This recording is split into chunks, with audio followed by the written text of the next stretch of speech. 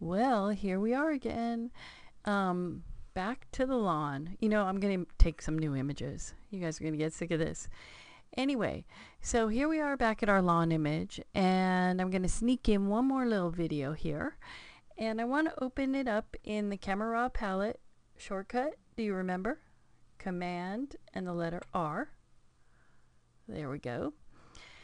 And what I want to show you now is that even though we adjusted this beautiful green lawn, now we're going to take your color out of here and go to black and white. And when I first started teaching this class, digital cameras, a lot of people were shocked that we shoot almost everything in black and white.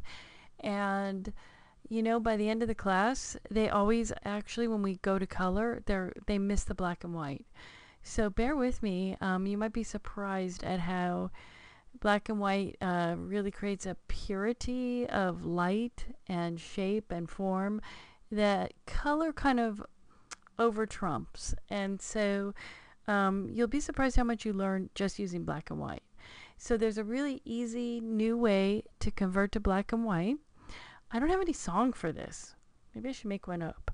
Converting to black and white in the HSL grayscale.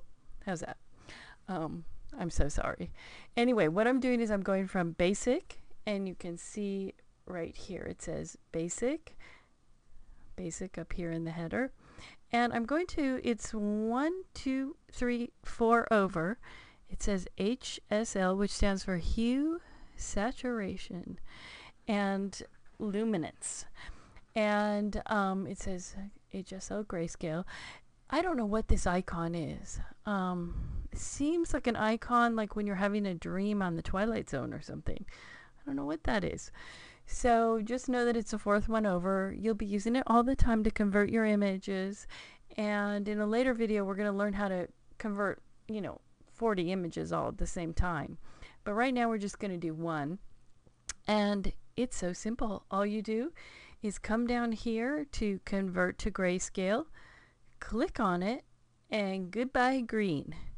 I now have a black and white image. You might be disappointed, but actually when you start shooting in black and white, you'll start to shoot for a lot of different things instead of the color. What's really great about this grayscale converter is that it has all these sliders down here. It's almost one too many sliders. But what it does is it gives you pretty much the whole color wheel. And it allows you to pick and choose how you want to darken or lighten certain parts of your picture.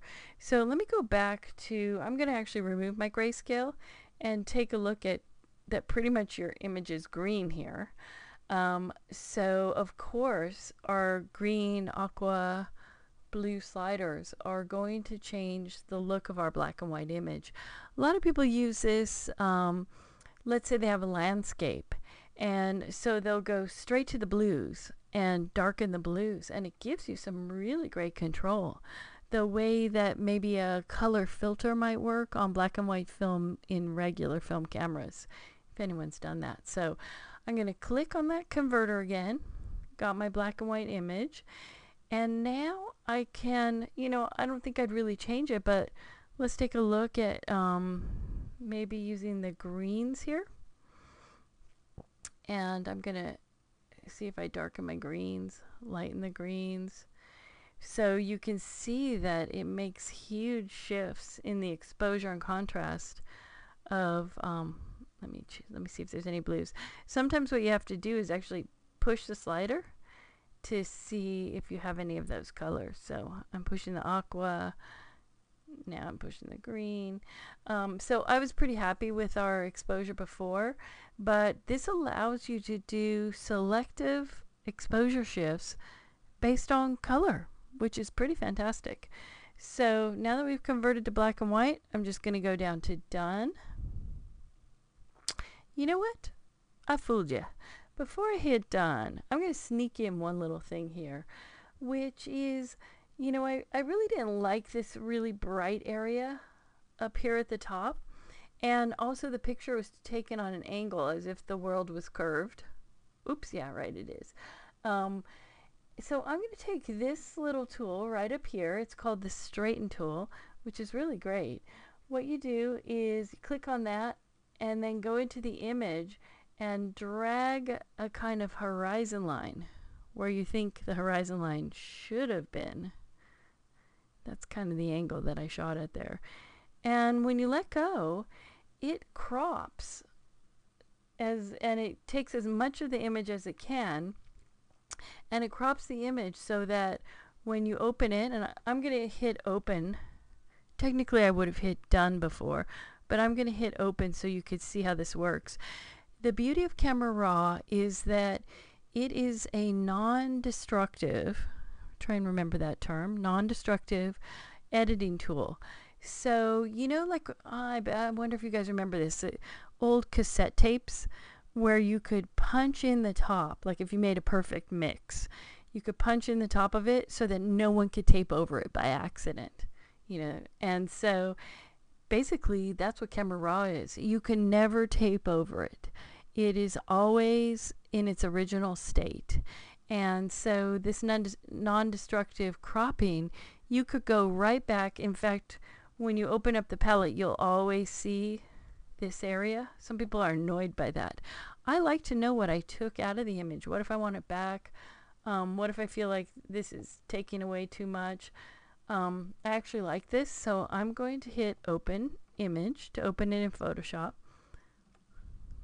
It might take a second here.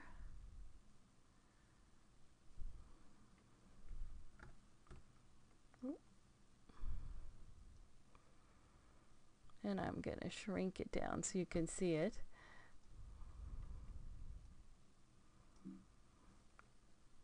And basically, there's the cropped image. And it looks a lot better without that brightness in the top there. So I snuck in non-destructive cropping on top of the hue, saturation, luminance, convert to grayscale checkbox. That's it.